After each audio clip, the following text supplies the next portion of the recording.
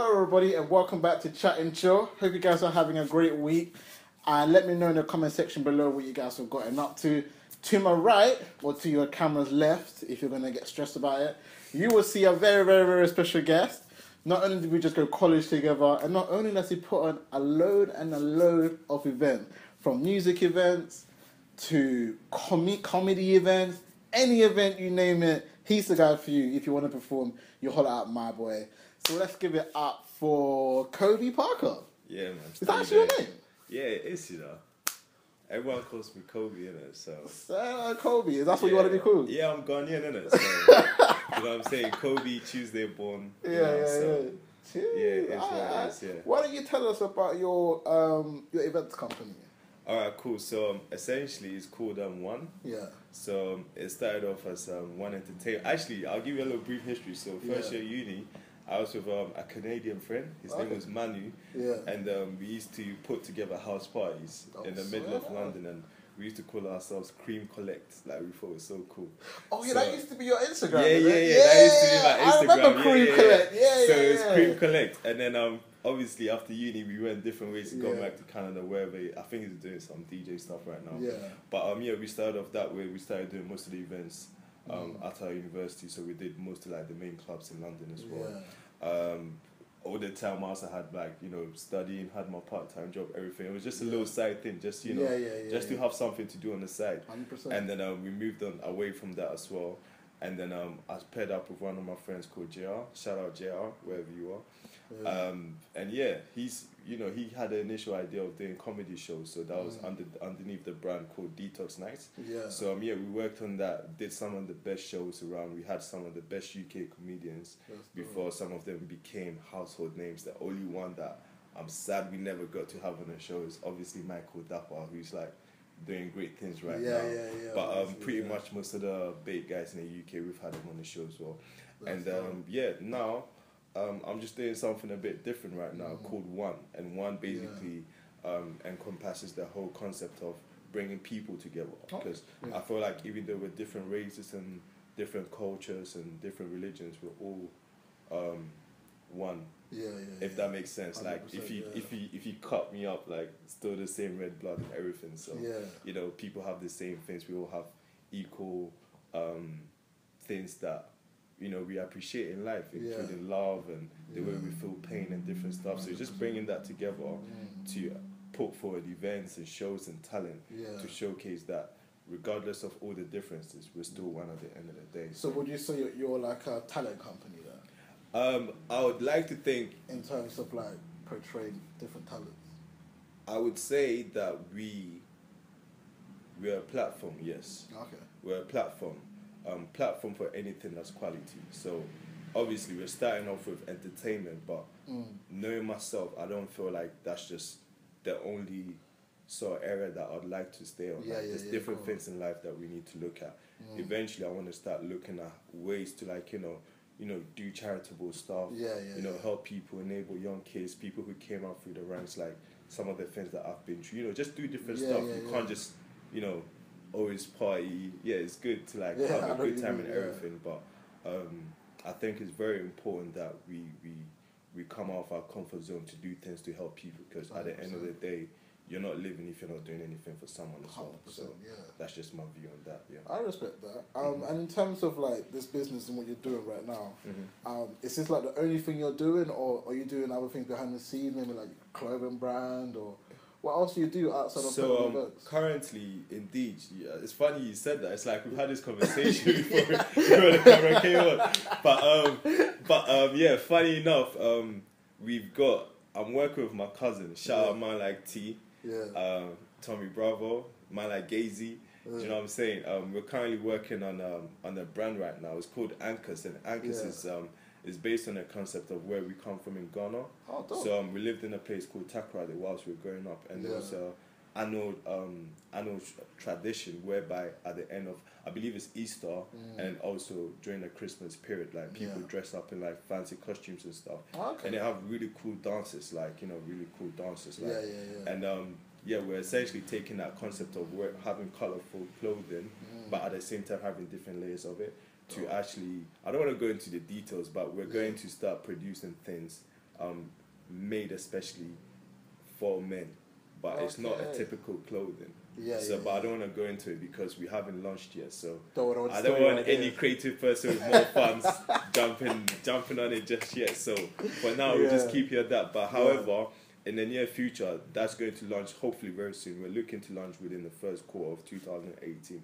So we're doing a lot of work behind the scenes as well. Also, I am Ghanaian, like I've probably said before. So I'll be going to Ghana. There's a few ventures there as well that I've got my hands in. So currently working towards that end as well. So what's inspired you to go into the business world? Because you got people that aspire to be an actor. You got people that aspire to do music, or some people want to work in an office and do a 9 to 5. What's made you say, I want to be a businessman, I want to be an entrepreneur, and this is like my route? I feel like, if I give you an honest answer, my father.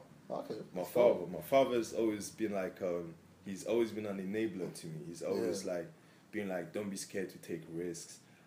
Don't be scared to, try something new, try something different, think outside the box. And anytime I always did that, he would encourage me and he would be like, well done, you thought outside the box. I remember one of the first things that I did, like selling football shirts, like during the World Cup from a Kobby. Like, in Ghana? No, so during the World Cup, I just ordered some football shirts from China. I had them I love Nigerians, by the way, because you go to a Nigerian barbershop, they'll pick up all the shirts. Like, Nigerians are good business people when it comes to that. So I had it in my beat, going around selling that, different stuff like that. My dad is like, I'll come home and be like, yeah, man, well done. Like, keep going on. So obviously that gave me the Jewish person would say, chutzpah or whatever, But at the same time as well, I think there's absolutely nothing wrong working in a 9 to 5, as you probably called it as well. Because I've worked in corporate finance as well, and I feel like working. Damn. Oh wait, you was a smart guy, Kobby. Come on, I wasn't that smart, man. You were smart, man. But I feel like working in those environments have also given me skills that I can apply to anywhere that I am in life now. Like, in terms of being organized, even drafting simple emails, you might take that for granted, but working in certain environments basically ensures that you're giving the best quality of what you can put out there. Oh yeah, 100%. So that definitely helps in that aspect as well. So like, you was talking about your clothing brand with like your cousins and stuff like that. So would you say you're very much like a family man? Do you do you always link up with the family, the mother, the father? Unfortunately, not as much as I'd like to. Because I don't know. I'm pretty sure a lot of Africans can relate to this, especially Ghanaians, where you have family. America, they're everywhere, man. Sweden, because you're from Sweden. Sweden. So I got like Swedish a good 50% exactly all in Sweden. Exactly. So never really seen them. And not all of them in the same city as well. Like, no, exactly. So if I was to go there, got to fly to 8 different states. So you know what I mean? So in that aspect, I'm definitely a family person. I see myself having a family like in the near future, like having a wife, kids, and all of that. I'm definitely traditional in that aspect. Also, I love my aunties, I love my cousins. Like one of my favorite cousins, she's like studying in America right now. I haven't seen her in years now, but I'm looking forward to seeing her soon. Like I think about these people, like, and I talk about them with a lot of affection as well. You single? Yeah. So ladies, I like my boy Kobby, businessman. You don't know, he's got a brand coming soon. Money might be good. Guys. Make sure you're an independent woman and you're doing your own thing as well. We ain't trying to have you eating our pockets like that. You're like that. Slide in the DMs. I wasn't expecting that. Instagram coming soon. Hey, listen. Most of my viewers are ladies. Sorry? Most of my viewers are ladies. Oh, is it? Yeah. Oh. Like, you gotta use it, innit? Alright, cool, yeah. I guess on that note, we'll go into a break and then we'll go into topic. Sure, yeah. So, if you want to shout out your Instagrams and stuff for your brand, and your events and stuff. So, I've currently been we've lost the login details to Detox Nice, but you can currently follow one. So that's 1NE_ET. You put that on Instagram, Twitter. That's something I'm really trying to work on right now. That's like something I really want to develop as well. But you can follow that, and I'll definitely make sure that I'll give you a follow back on that as well, and I'll keep you updated with all the updates if you're interested in finding out more about the things that we've got planned coming up as well. No. Yeah. All of that will be in the link in the description below if you didn't get that. So don't you worry. But we will see you guys straight after an ad, and then we'll get into the topics. In my room, I'm getting that scheming of you. What is a nigga to do? What do you want me to do? Cause like every cup of food. Hope you guys enjoyed that ad, and let me know in the comment section below what you thought of it. Whether it was a song or a video, let me know if you like it or not. But anyway, let's get into another topic with Kobby. It's to do with the NHS. Now, there's a statistic that came out that over 33,000 nurses are leaving each year, which is increasing because of Brexit. Now, what's happened with Brexit is people from outside of Europe, people in Europe, don't want to come into the UK because of the whole Brexit situation. Now, there's a scare that they may not be able to get like a good job or a good paying job or even last here anymore, because, you know, the whole situation now is what's going to happen when Brexit ends. So everybody's now kind of worried about the situation. So where this conversation is kind of going into is how basically we can, you know, help. I want to say help save NHS, because well, we can do that. But like, is NHS in big trouble? Did you say 33,000 nurses? Each year. Each year? Each year, since 2015. Wow. That's a lot. I know. I remember, like, there's never enough beds.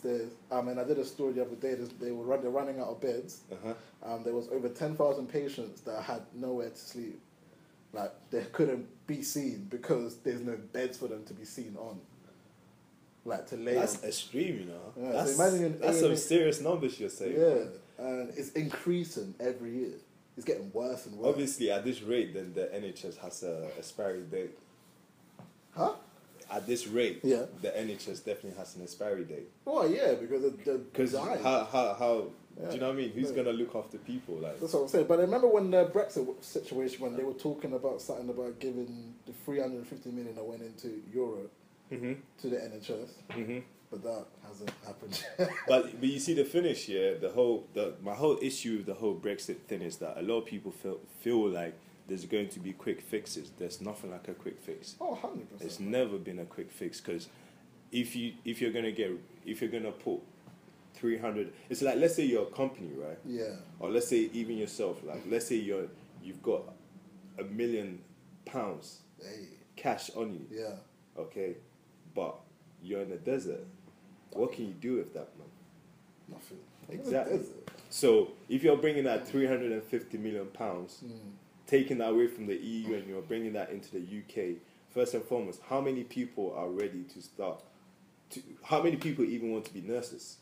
Well, this is the problem. Exactly. There's the reason why they leave. It's a hard job because of the pressure. Yeah. It's not because they're not leaving because they don't want to be there. Because no one's going to study to be a nurse. Well, okay, some people just do it because their academics have just taken them to that level, whether they couldn't do what they wanted to do. But a lot of them, I know a girl as well, she actually wanted to be a nurse. She wanted to help people, and like that was her reason for it. But even she was telling me she's going to have to quit because they can't meet deadlines. There's too many disappointments. People are passing away when they could potentially have been saved. And, you know, the job becomes a lot more than what they signed for. They didn't sign for, you know, not being no beds. And then it's not like the manager's coming down to the patient and telling them, look, man, there's no space. It's the nurses. So imagine they're the ones front line. Yeah, they're the front line. They're having all the arguments with this patient that potentially could have a broken leg and be sitting there for 8 hours. Even remember when you don't know, but when I broke my leg, yeah, like I had to wait almost 12 hours before my leg got seen, bro. 12 hours. That's ridiculous. I was chilling in A&E. I think no cars. You wouldn't wait for 12 hours in Ghana, to be honest. That's what I'm saying. You wouldn't in Africa, you'd be seen pretty quick. Yeah, I mean, it depends on how much money you got. Yeah, but relatively speaking, I think 12 hours is a bit excessive. But it's interesting that you're saying this, because I respect nurses. Yeah. I have a lot of female friends who are studying nursing as 100%, well. Shout out Brea. Girl like Brea Mouse. It's on Instagram. yeah. I go follow that. That's one of my friends. She knows who she is. Yeah. But I've seen these girls, they work hard, man, especially student nurses. I've seen how much stress that they go through. They have to do the placement, which they do for like half the year. 100%. They work in 12-hour shifts. Exactly. And then still they complain that they don't get enough money and support. So whilst doing this is what a lot of them have to take on second jobs to be able to fund themselves. Really? So a lot of them actually have part-time jobs outside of their placement just so they can have enough money to do other things that they have to do. That's crazy. So at that rate, I'm not surprised to hear 33,000 nurses are leaving, because if I wouldn't even go into it. And the thing is that if let's say the NHS or whoever's the Ministry of Health decides that, okay, cool, we're taking that £350 million away, we're going to come back, reinvest it, and make it more lucrative for people to want to be nurses. What's going to happen to the first batch of people that are going to be nurses? They're going to go in, there's not enough people in there, so the talent pipeline is not being fed.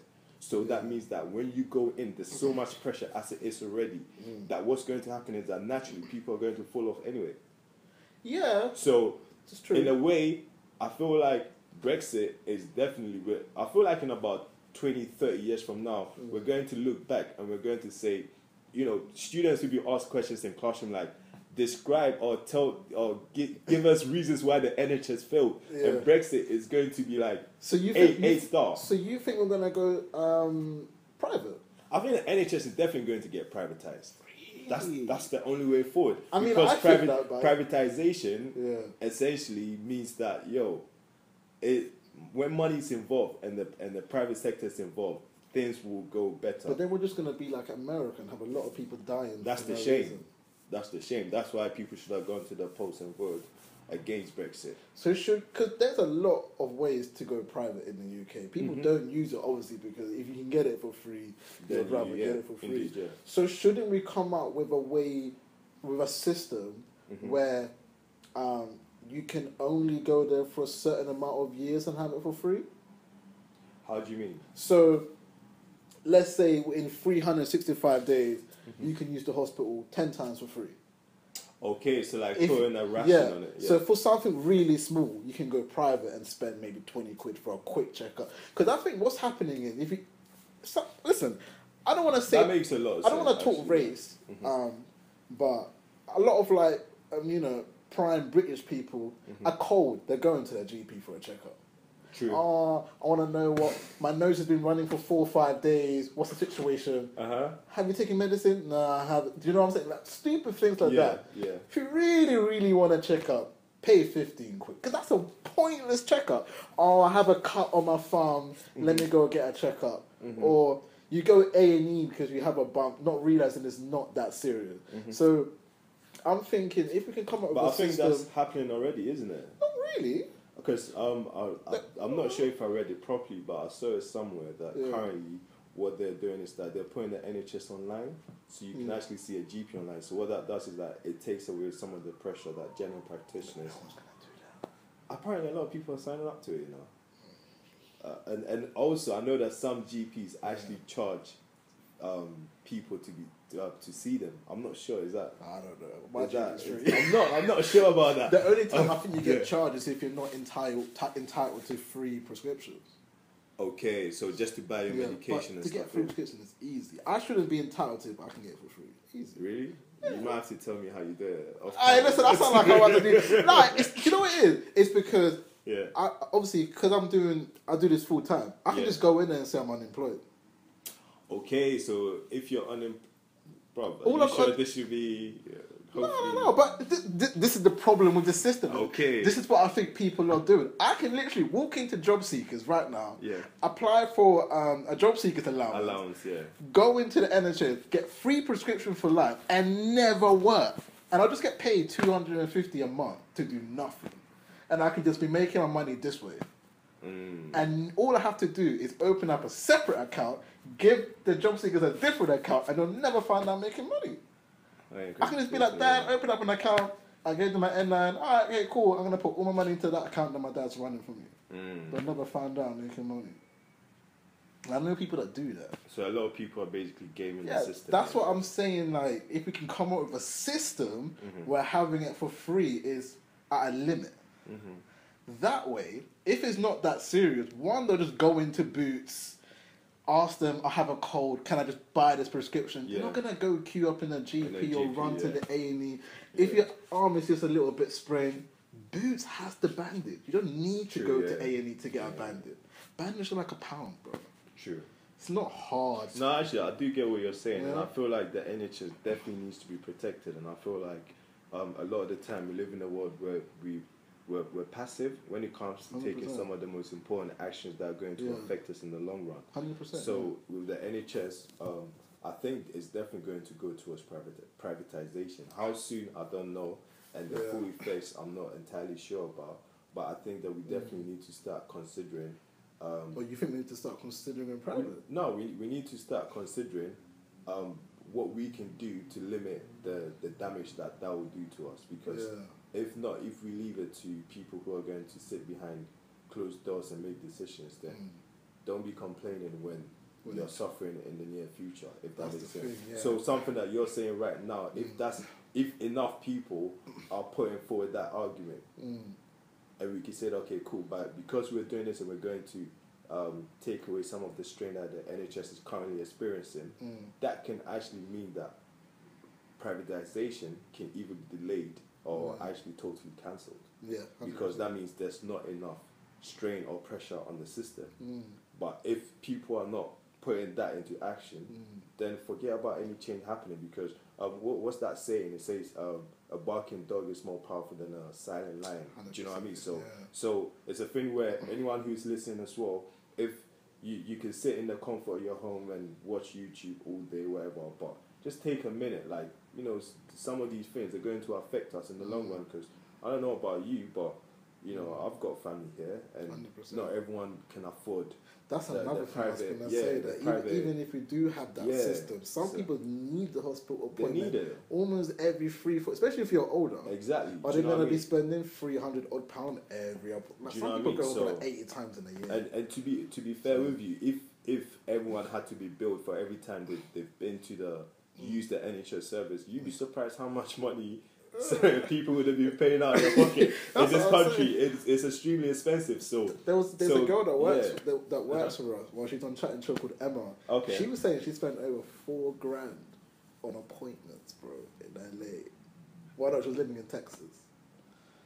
$4,000. I was like, in the space of what? In the space. She had like a couple appointments, 6, 7 appointments, or something like that. That's ridiculous. $4,000. So that's a lot of money, man. Yeah. Money that. Well, it's $4,000. So I mean, in but that, still, like $3,200 for like what, 6 appointments. Do you know? Yeah. That's crazy. That's a lot. You're buying a car with that. You're buying a small banger. Like, do you know what I mean? You could do stuff with it. Two MacBooks, like top spec, whatever. 100%. Yeah. You can't have that here. You could buy land in Ghana, Uganda. Come on, you can do a lot of stuff with it. You can do a lot of stuff. And you're using that to. Yo, NHS is important, people. Go out, do whatever you have to do. We just need to figure out a way to save it. Yeah. Or if they do bring in a 350 million and then they put money into it, I don't know, maybe they're gonna do extensions, because if there's not enough space, then clearly it needs extensions. Or maybe open up a couple more hospitals if that's. I mean, the population is growing, so it definitely needs to grow in line with it as well. Because if not, then. That's the problem. We're growing every year. There's more people coming in, but the hospitals aren't expanding. They're staying the same size that they are, and that's why they're messing up. And obviously, when you have a lot of like immigrants coming in and all that stuff from around Europe, Africa, India, Asia, I should just say, they're not coming in with a lot of money to spend anyway. So they need an NHS treatment, and in a lot of these kind of like Africa. It's usually paid for. Indeed, so coming to here, having able to be free is almost a blessing. It's, you know what I'm saying? They can get it done for free. So I think we just need to have a system where people can still come into the country, get it for free. Because to be fair, people move to find a better life. Indeed, yeah. A lot of people that live in the African places can't afford to, use hospitals, and then they end up passing away. So there's always a reason why they move here. It's either war or this or that. It's more to it than greener just pastures. I want to have a better life. It's also, accessibility to things like a hospital and education. Education is very good in and around Europe and America itself. So when you do move out and you have these free services, what I think is what's happened is places like the UK hasn't adapted to the amount of people that's moving in, and because of that. A lot of people that are moving in are suffering, or people that lived here already are suffering because the country isn't prepared for the amount of people coming in each year. But on that point as well, I feel like especially a lot of the immigrants that you said, a lot of them are moving for greener pastures. And most immigrants, I could speak for myself and my family as well. Yeah. My dad's. I don't think my dad is. I don't think I can remember a time when my dad has not worked. Yeah. He has always worked. And I remember being young, coming back from school, and him being like, "Oh, look at how much tax I'm paying. Look at how much this, that." They actually give a lot back into the system. So I feel like we need to definitely understand and also look at it and see that a lot of immigrants, when they come in, they are coming to make money. Yeah. And by working, they make money. However, not all that money is taken away with them. A lot of that money goes back into the system, which is reinvested into institutions like the NHS. Yeah. So in as much as I don't know if it really goes to the NHS though. Doesn't look like it. But is the government's responsibility because that's what the tax is for. Yeah. Do you know what I mean? Like that's why you tax people to use it. Yeah, well that's what we get taxed to get the free all service. Of that. Yeah, exactly. So in as much as people are getting taxed, we need to also understand that as they're getting taxed, they're giving back into the system. 100%. What the government decides to do with it, it's not their problem. Yeah. Because as the government, it's your responsibility to decide, okay, cool, this sector needs more investment, so we're going to take some of this taxation money and invest it in an alien system, which is, for example, the NHS, as we've been talking about.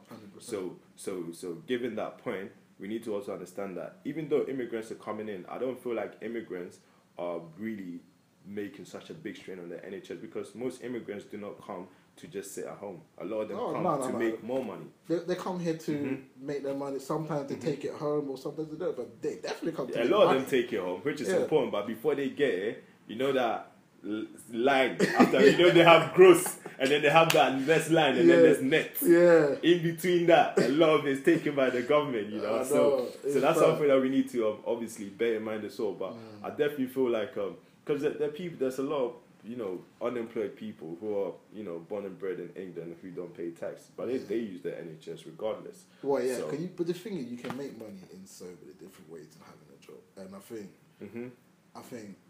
Like I was telling you about, just going to job seekers, getting that money, and then making money in a complete different way. Whether that's being photography or whatever, freelancing, whatever you name it. Whatever you do, you can get away with having free money from the government, and then still making your own money on the side, and still having the privilege to have free prescription, free GP, free everything. Yeah. And I think a lot of people say that's unfair, but every system is there to be broken, and if it can be broken, laws are made to be broken. They say. That's what I'm saying. And also, I was just thinking about the whole issue of taxation and stuff as well. Yeah. You also have to understand that some of the richest people in this country pay the least amount of tax, and that's another issue. So they pay the least amount of tax. So it's funny because the hardest working people pay so much more tax. Yeah. Compared to the people making the most amount of money, because if you're self-employed, for instance, you can literally say that, because if you're employed, you get taxed before you take money home and then decide if I'm going to pay my rent, my phone bill, go to a restaurant, whatever. But if I'm self-employed, I can then say, oh, me paying my rent, that's an expense. And then so let's say I'm self-employed, and I'm taking in £1,000 a month. I take that whole £1,000 and I pay my rent. Let's say my rent is £100. I do that. Let's say my phone bill £500.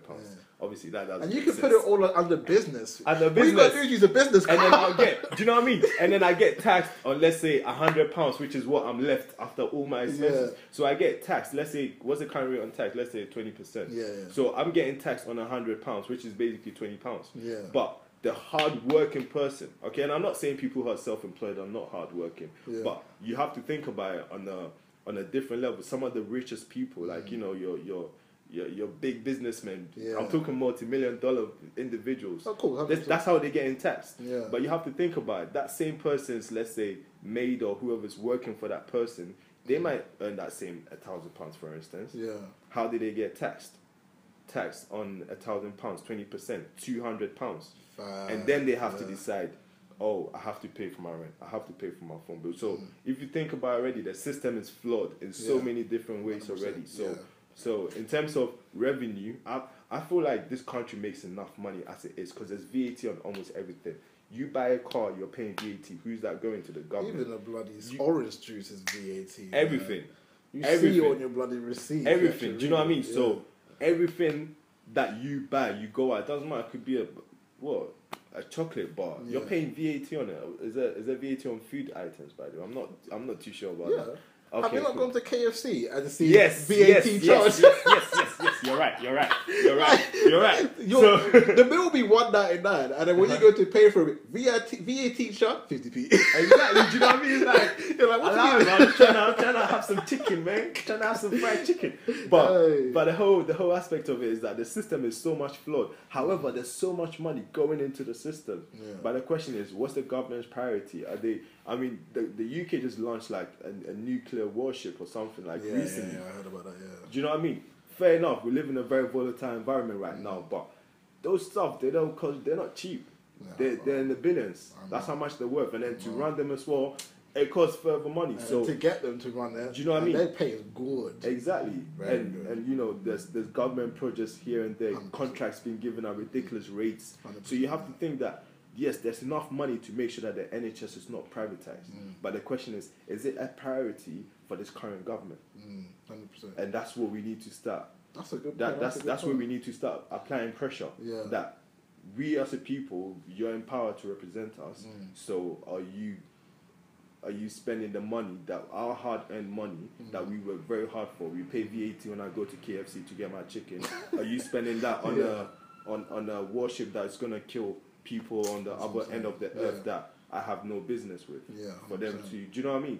So I feel like there's definitely a lot of things that there's a lot of questions. I can't say I have all the answers. I definitely don't. Oh, we definitely. But I think as a group of people, we definitely need to be asking our leaders more questions 100%. To get the right answers as well. Yeah. I mean, on that note, I'll say we'll go into the next topic. Comment in the section below, what are your guys' thoughts on the NHS first of all, the VAT charges, the taxes, everything that we've spoken about. Do you think we pay too much taxes? Do you think the rich people should pay more taxes? Or do you believe the NHS needs to be more funded? I believe pretty much everyone would say yes to that. I hope. Unless you are private.